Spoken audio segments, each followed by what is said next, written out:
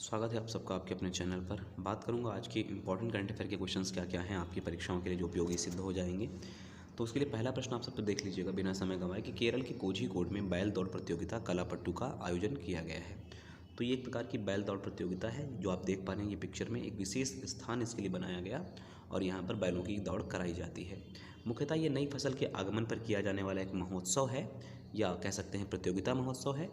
इसी प्रकार का तमिलनाडु में जल्लीकट्टू महोत्सव होता है और कर्नाटक में कंबाला महोत्सव होता है। तो जो पहली पिक्चर आप देख पा रहे हैं ये आपके जल्लीकट्टू की है जिनमें बैलों की दौड़ कराई जाती है, और दूसरा कर्नाटक की जो पिक्चर देख पा रहे हैं ये कंबाला प्रतियोगिता की है। अब कंबाला और जल्लीकट्टू में अंतर क्या है? तो जल्लीकट्टू और कलापट्टू इन दोनों में सामान्यतः बैलों की दौड़ होती है और कंबाला में जो दौड़ होती है वो भैंसों की दौड़ होती है।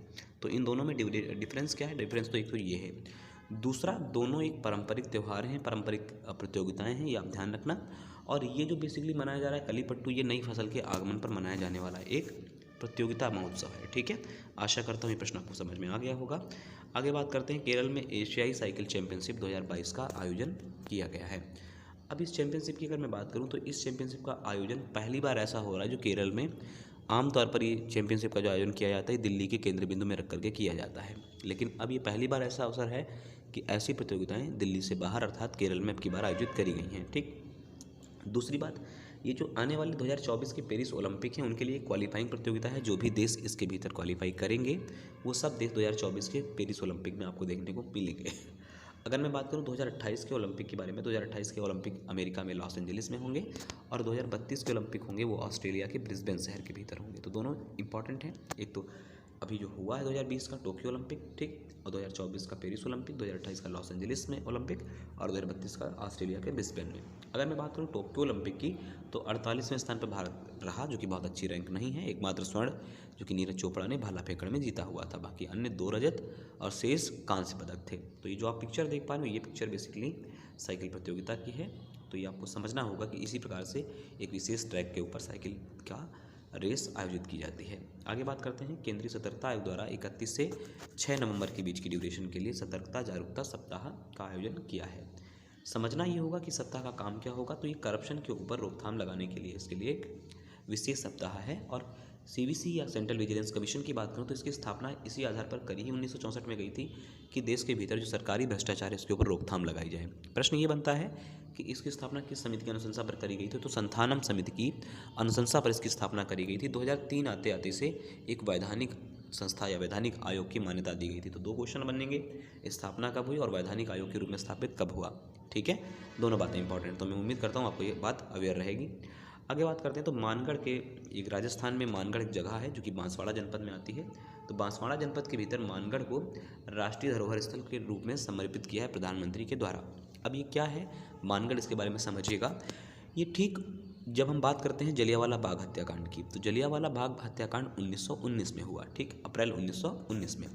लेकिन इससे पहले भी जो मानगढ़ के अंदर, मानगढ़ के भीतर 1500 भीलों को ब्रिटिश एम्पायर ने मार दिया या ब्रिटिश सैनिकों द्वारा मारा गया। ये एक बहुत बड़ा कहीं ना कहीं नंबर है, 1500 लोगों को। भारत के बारे में अगर मैं बात करूं तो सबसे पहली बार ये इससे 6 साल पहले हुआ। ये यहीं पे लिखा हुआ है कि about 6 year period of the Jallianwala Bagh हत्याकांड। तो इससे पहले ये 6 साल पहले ही घटना है, लेकिन इतिहास में इसको बहुत ज़्यादा जगह नहीं दी गई। जलियांवाला बाग हत्याकांड के लिए जो ब्रिटिश प्रधानमंत्री हैं उनका नाम था थेरेसा मे। इन्होंने माफ़ी भी मांगी थी कि मैं माफ़ी मांगती हूँ जो भूतकाल में जो भी हुआ हमसे या ब्रिटिश सरकार के द्वारा हुआ उसके लिए माफ़ी मांगी, लेकिन इस घटना के लिए ब्रिटिश सरकार ने कहीं पर भी माफ़ी नहीं मांगी है। आगे बढ़ते हैं तो एक इंपॉर्टेंट क्वेश्चन आपके लिए रह सकता है।